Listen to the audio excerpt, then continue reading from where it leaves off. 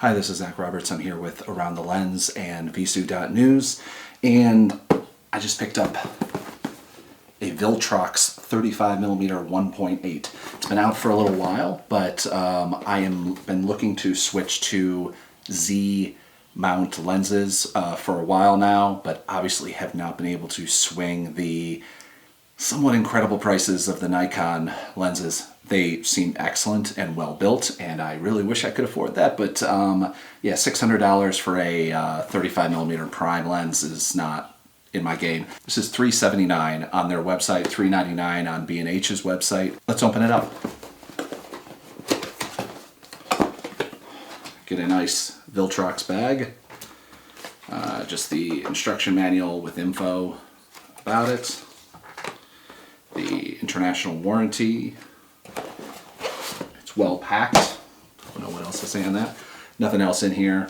The box itself doesn't really have any other info other than company, Chinese import, I assume. Yeah, Chinese import. Let's see. The lens has a really nice weight to it, which, like, here's the 35mm Sigma 1.4 that I have that's kind of replacing this.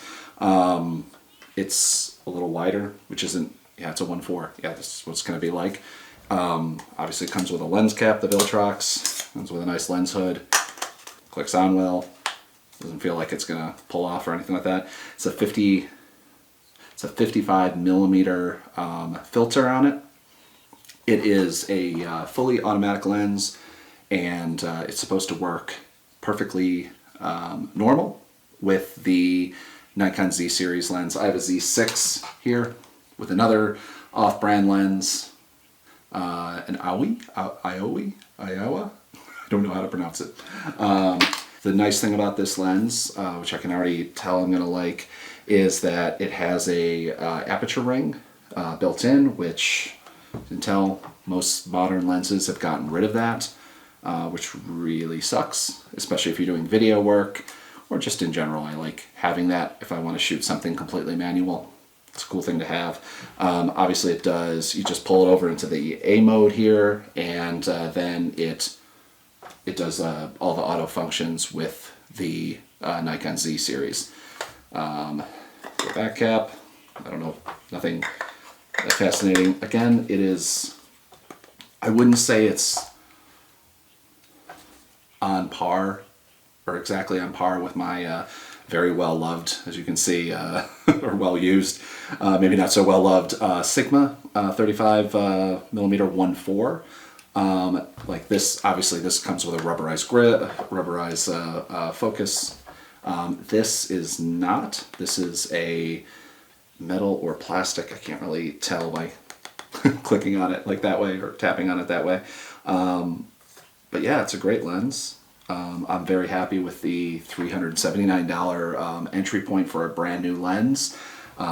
This is still selling used, I think, for like $500.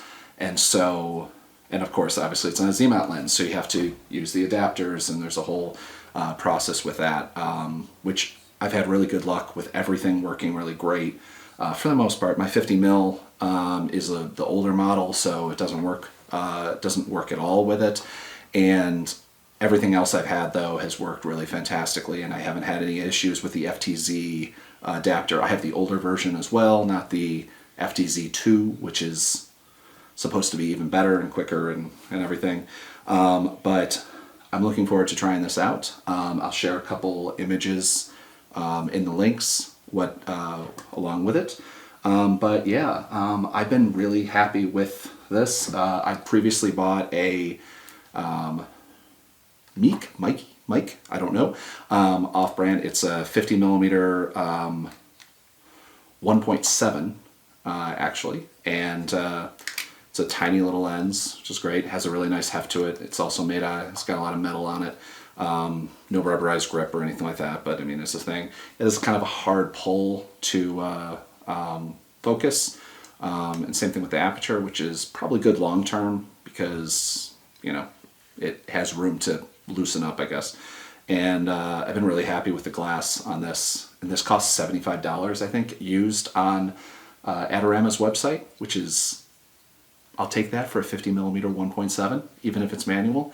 And like I said, really nice glass, and mind you, it's completely manual, so basically the camera recognizes that something is attached to it, but that's about it.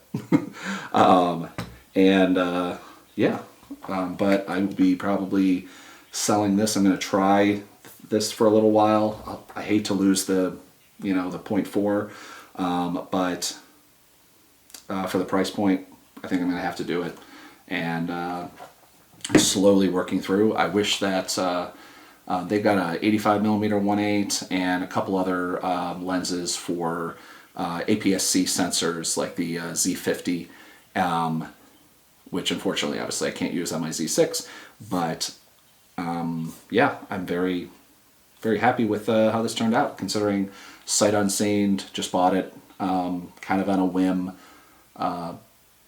Because I wanted to have something that's kind of walking around lens, and I think this will be a really good one. It's not, again, it doesn't have that heft of the 1.4 and Sigma, but I'll take it. I mean, most of the time if I'm going kind of just walking around taking photos, that's all I need. We'll give it a try. Actually, you know what? Let's try this right now. You take off the weird lens I got from there, tilt shift thing, or actually it's a macro lens we're talking about.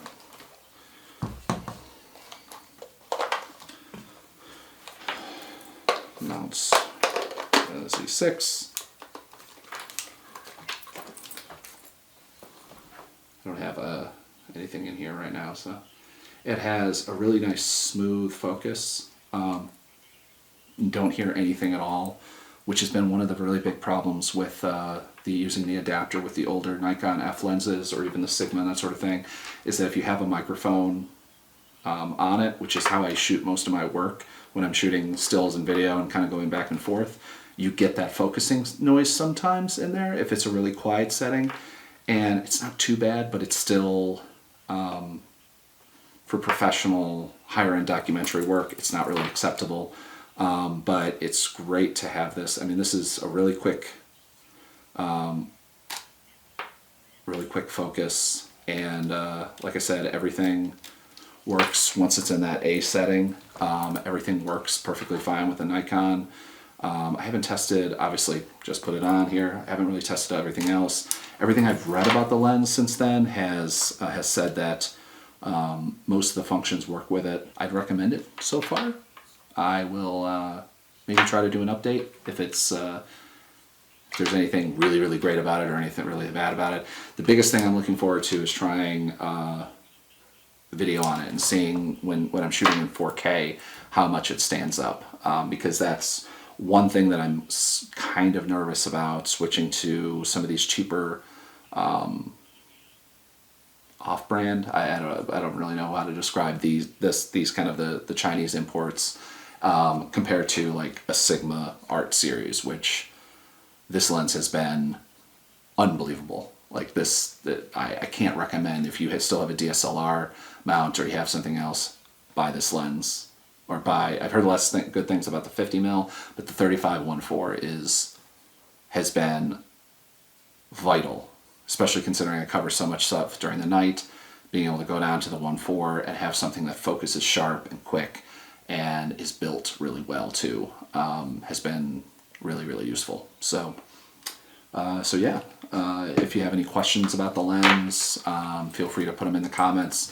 You can message me on Twitter, is where I'm most of the thing, or on Instagram. I'm ZD Roberts. And thanks for watching.